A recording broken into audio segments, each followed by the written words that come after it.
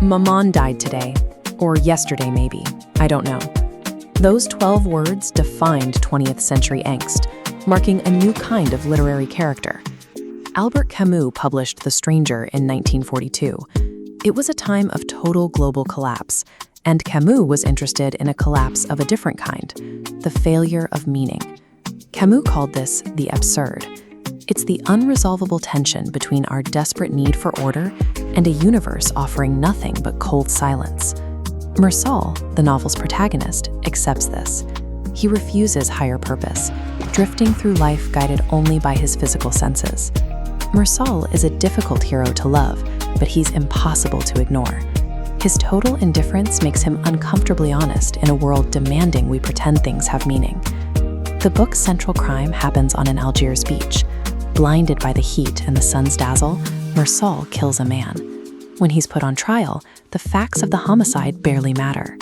The prosecution is instead obsessed with the fact that Meursault didn't cry at his mother's funeral. The legal system transforms him into a monster, not because he's a killer, but because he refuses to participate in the required moral theater. He refuses to lie.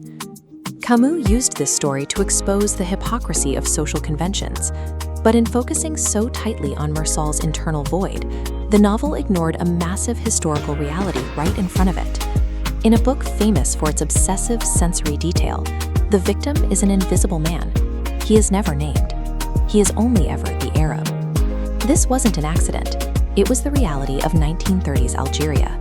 French settlers and the native population occupied the same streets, living entirely separate lives. Under a system of colonial oppression, the Arab population was rendered functionally invisible to the French ruling class.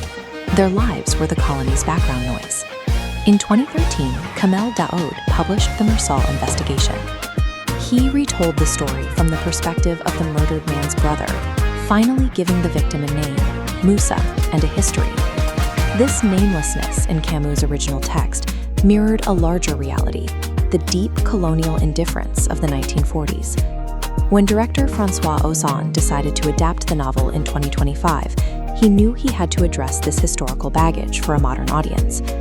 Ozon's most radical move was changing the opening. He abandons the lines about Meursault's mother and starts the film with a jarring confession: "I killed an Arab." The film restores what the book erased. It introduces the victim's sister, Jamila, and by the end, Ozon ensures we finally hear the murdered man's name.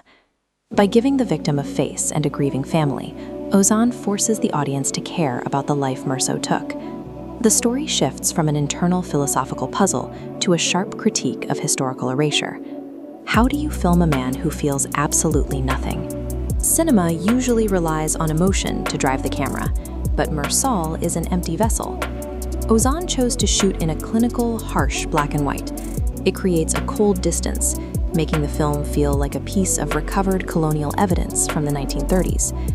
Draining the color from the vibrant Mediterranean is a deliberate choice. It visually maps Meursault's psychological alienation from the world around him. Meursault is played as a model, stripped of expressive acting. He becomes a blank page, driven only by the physical sensations of the sun, the sea, and the touch of skin.